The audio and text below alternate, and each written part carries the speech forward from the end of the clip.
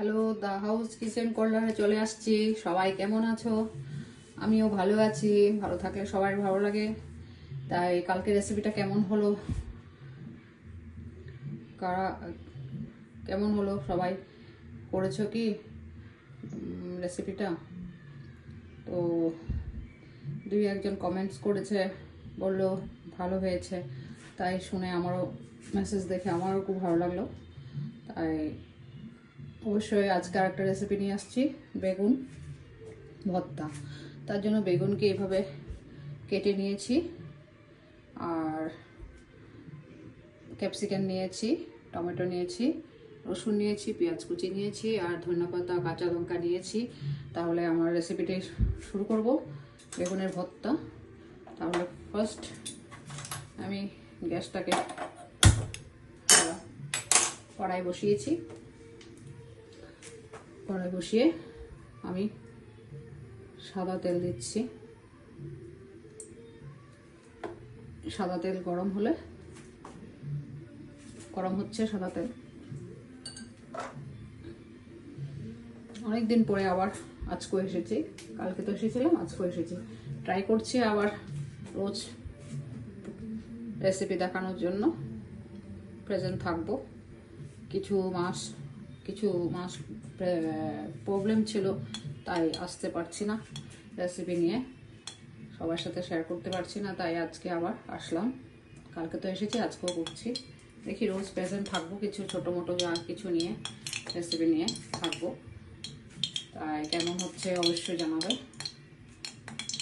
তেলটা গরম হয়ে গেছে আমার।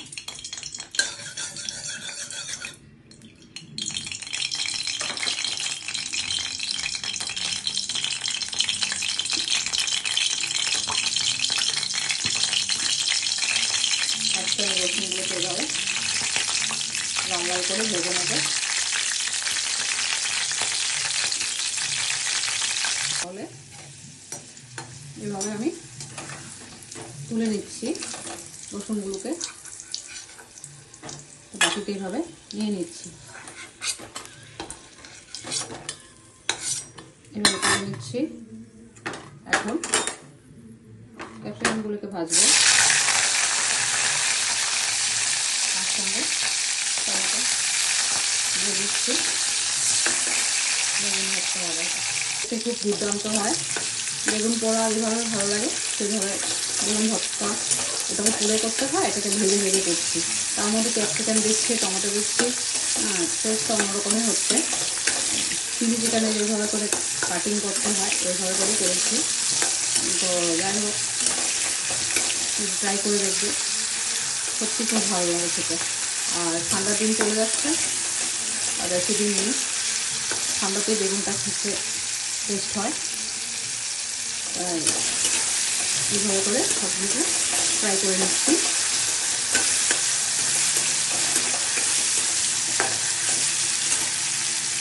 এইভাবে ফ্রাই করে নিয়েছি, একদম নরম নরম হয়ে গেছে, কারণ টমেটো তো গলেই গেছে এখনই, আর ক্যাপসিকামও নরম। তাই এইভাবে তুলে নিচ্ছি, সব বাটিতেই নেব। তাহলে এখন বেগুন ফ্রাই করব। মেন পার্ট হলো আমাদের বেগুন। এভাবে বেগুনগুলোকে ফ্রাই করতে হবে।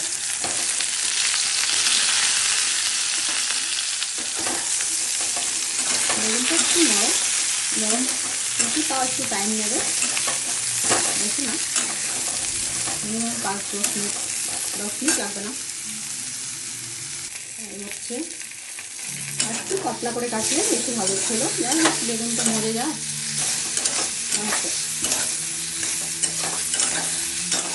আর একটু পাতলা পাতলা করে ছোটো করে কাটলেও হবে। আমি এভাবে কেটেছি, একটু মোটা হয়ে গেছে হচ্ছে। যাই হোক, নরম হচ্ছে, আর একটু নরম হবে, একটু লাল লাল ব্রাউনিশ হলে ভালো লাগবে খেতে।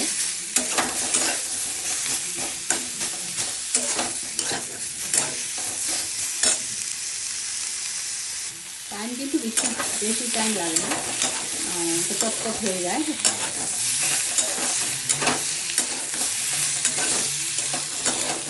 আমি একটু ভালো করে একটু কড়া করে নিচ্ছি, কড়া করলে একটা টেস্ট আলাদা হয়।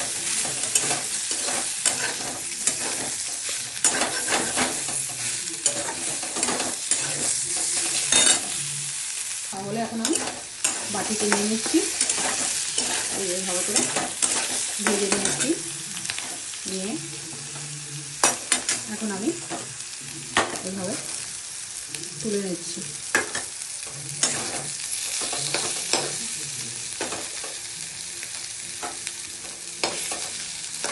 একটু সাইড করে দিচ্ছি, তেলটা ছেড়ে দেবে। বেগুন তো অনেক তেল খেয়ে নেয়, তাই না? আর বেগুন তেলে না হলেও টেস্ট হয় না, তাই একটু সাইড করে নিলাম, তেলটা ছেড়ে দিচ্ছে, তারপর তুলে নিচ্ছি আমি। বেগুনটা আমি এভাবে তুলে নিচ্ছি বাটিতে।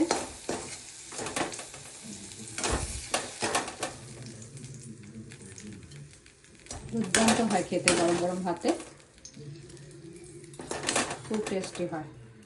এইভাবে নিয়ে নিলাম, নিয়ে এখন কাঁচা পেঁয়াজ দিচ্ছি, আর এবার কাঁচা পেঁয়াজ দিচ্ছি, আর ধনেপাতা আর কাঁচামরিচ কুচি করে রেখেছি দিচ্ছি, আর একটু সরষের তেল, মিঠা তেল দিচ্ছি,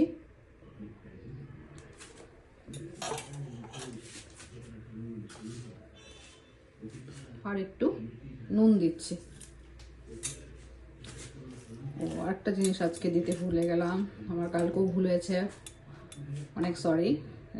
একটা শুকনো লঙ্কা, ঝাল খেলে শুকনো লঙ্কা দিলে টেস্টটা আরও একটু অন্যরকম হয়, তাই শুকনো লঙ্কা দিতে আমি ভুলে গেলাম।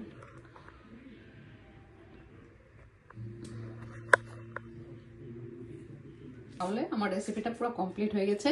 দুর্দান্ত একটা স্যান্ড বেরিয়েছে, রসুন ভাজা হয়েছে তাই রসুনের একটা স্যান্ড থাকে, ধনেপাতা, খুব সুন্দর একটা, আমার তো এটা ফেভারিট ডিশ।